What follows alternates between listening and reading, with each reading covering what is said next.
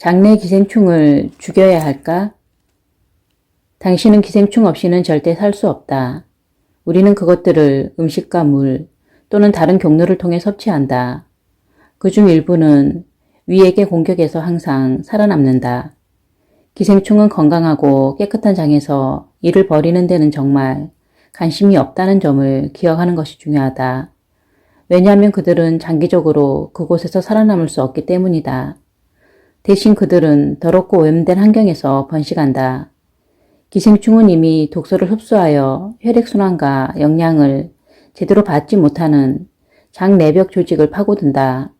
소화가 잘 안 되는 것은 기생충 감염의 주요 원인이지 그 결과가 아니다.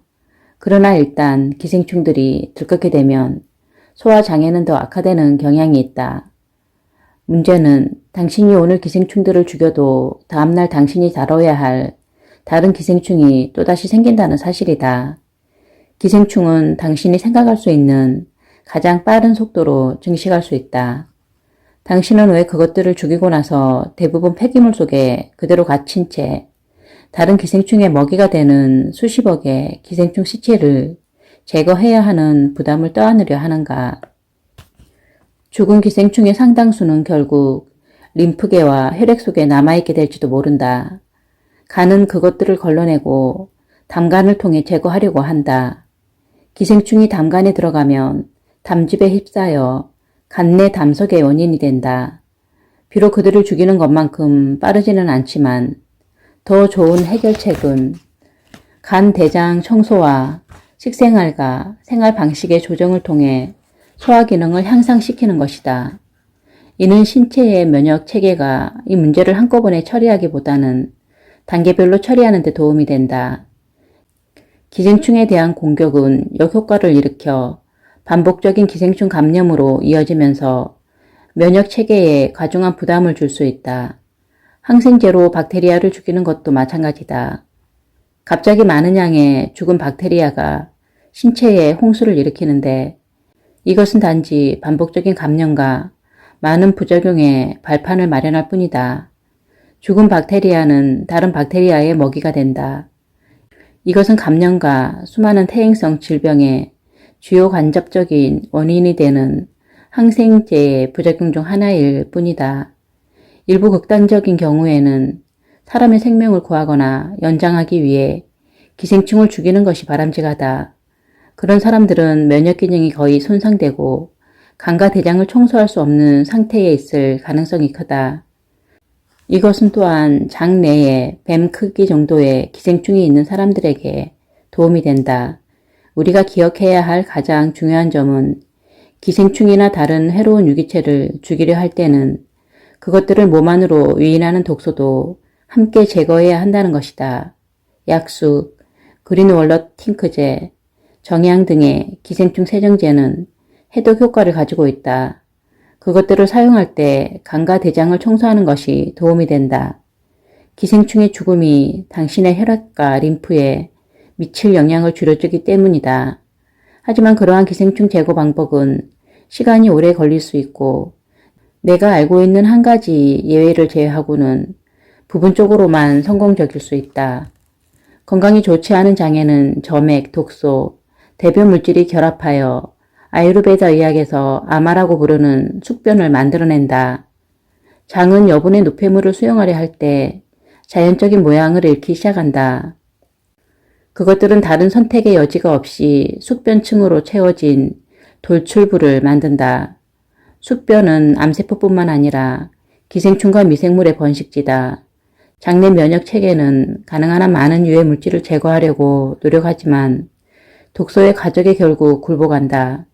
그것은 폐혈성 독이 혈류로 스며들기 시작할 때 발생한다. 맹장염, 개실염, 대장염, 용종, 대장협착, 탈장, 크론병, 아메바성 이질, 종양 등은 장내 독성 폐기물의 축적 및 흡수와 직결되는 몇 가지 증상에 불과하다. 과도한 양의 노폐물을 수용하기 위해 장이 겪어야 하는 구조적 변화는 예사롭지 않아서 신체의 다른 기관들의 건강에도 미칠 수 있다. 한 특정 부검 결과에서는 전체 지름이 23cm이고 단단한 점액과 혼합된 소화되지 않은 오래된 음식물이 층층이 채워진 남은 공간의 지름 1cm도 안 되는 대장이 발견되었다. 점점 더 많은 남녀가 대장에만 약 18kg 이상의 노폐물을 축적하고 있다. 그 상태는 엄청나게 늘어난 허리 라인으로 알아볼 수 있다. 미국에서는 인구의 65%가 과체중이거나 비만이다. 체중 문제는 일반적으로 대장부터 발생하고 그 다음에 다른 부분에도 발생한다. 이처럼 노폐물이 축적되면 횡행결장이 탈장되어 방광, 전립선 또는 여성 장기 등 하복부의 장기에 많은 압력이 가해질 수 있다. 그 결과 이러한 장기들이 탈장될 수 있으며 이로 인해 더욱 구조적이고 기능적인 손상을 입게 된다.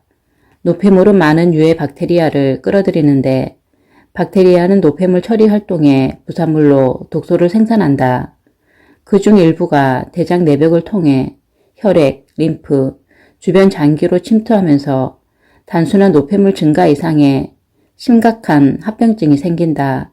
편두통, 두통, 목과 어깨 통증, 붓기, 생리전 긴장, 불규칙한 월경, 복부 경련, 난소낭포, 정서불안, 성기능 장애, 심장 및 방광 감염, 줄어든 정신 능력, 암 등은 과적된 대장과 관련된 합병증의 일부에 불과하다. 사실 손상된 대장 기능과 관련이 없는 만성질환은 실제로 거의 드물다. 장은 주요 신경 반사점을 위한 자리로 이 장기를 신체의 모든 부분과 밀접하게 연결시킨다. 대장의 어느 부분에 숙변이 붙어 있든 간에 신체의 해당 부분이 불편함과 질병의 증상으로 고통받게 된다. 예를 들어 횡행결장의 중간 부분이 만성적으로 폐색되고 약해지면 축농증에 걸리기 쉽다. 마찬가지로 상행결장과 횡행결장이 연결되는 구부러진 부위에 유독성 노폐물이 축적되었다면 오른쪽 폐의 기능이 약해진다. 선진국 여성의 최대 80%가 대장 기능 장애로 가벼운 편두통이나 심한 편두통을 앓고 있는데 변비가 가장 흔한 원인이다. 편두통은 또한 담도 막힘, 신장 결석, 혈관벽의 비대화 혹은 약화와 같은 다른 형태의 체내 폐색으로 발생할 수 있다. 간은 폐색된 장에서 오는 독소의 홍수를 받아들이는 첫 기관이다. 간이 이러한 독소에 노출되면 유익한 박테리아로 구성된 담즙 생태계가 변하면서 담간의 간내 담석이 형성된다. 담석은 독소를 가두어 더 이상 해를 끼치지 못하게 한다. 그러나 이 돌들은 담즙 분비를 방해하고 소화의 힘인 아그니를 약하게 하여 비효율적으로 만든다. 그 다음부터는 악순환이 이어진다. 아그니가 낮으면 장내 폐색이 심해지고 간의 독성이 증가한다. 간은 인체의 기본적인 혈액 해독 기관이다. 간은 담간을 통해 독소, 노폐물, 박테리아, 바이러스, 화학물질을 제거하는데 이것들을 소장과 대장으로 배설하려는 의도도 있다. 건강한 상태에서는 이것이 별로 문제되지 않는다. 그러나 담즙관이 담석으로 막히면 이 유해 물질은 혈액 속에 그대로 남아 뇌와 신경계를 포함한 신체의 모든 기관과 시스템의 결합 조직에 축적된다. 이것이 기관과 시스템을 약화시키고 빠르게 노화시켜 결국 만성질환이 발생하거나 심지어 기능이 멈추어 버릴 것이라고 상상하는 것은 그리 어렵지 않은 일이다. 일반적으로 어떤 정화 절차도 고려하지 않은 의학적 개입은 신체의 노폐물 제거 노력을 크게 방해할 수 있다. 통증을 줄이는 약은 종종 더 많은 고통과 심지어 죽음을 초래한다. 약물을 사용하여 폐렴의 기침을 개선하는 것도 치명적일 수 있다. 간의 주요 담간이 계속 막혀있기 때문에 담석이 채워진 담낭을 제거하는 것으로 근본적인 문제가 해결되진 않는다. 의학적 개입이 만성 질환을 크게 개선하지 못하는 것이 과연 놀랄 만한 일인가? 저명한 의학 저널인 뉴 사이언티스트는 오늘날 이용되는 의료 절차의 80%가 제대로 검증받은 적이 없다는 최근 이슈들 중 하나를 표지 기사로 실었다. 그것들이 실제로 환자에게 어떤 영향을 미치는지 아는 사람은 아무도 없다. 질병을 일으키는 많은 요인들이 단순히 몇 가지 약을 먹거나 수술을 받는 것만으로 치료될 수 없다. 게다가 성공, 돈, 권력을 향한 인간의 끊임없는 노력의 필수적인 부분으로 너무 자주 연결되는 스트레스, 긴장, 분투가 신체의 활력을 고갈시키고 스스로의 배설물에 질식할 정도로 치료의 효율성을 떨어뜨릴 수 있다. 이러한 딜레마에 더하여 급격한 기후변화, 계절의 변화, 먼 나라로의 여행, 중년의 전환기와 같은 외부적인 영향들은 신체가 이러한 변화에 적응하기 위해 모아야 할 에너지마저 고갈시킬 수 있다. 정서적 압박을 받는 동안 이 모든 요소가 결합되어 갑자기 심각한 건강 문제를 촉발할 수 있다. 수많은 사람들이 여름철에 오염된 도시에서 호흡기 질환을 앓거나 계절이 바뀔 때 감기에 걸리는 것은 이러한 이유 혹은 비슷한 이유 때문이다. 그들은 실제로 병에 걸리기 오래전부터 신체적 에너지의 부족과 고갈된 면역 체계에 시달리고 있었는지도 모른다.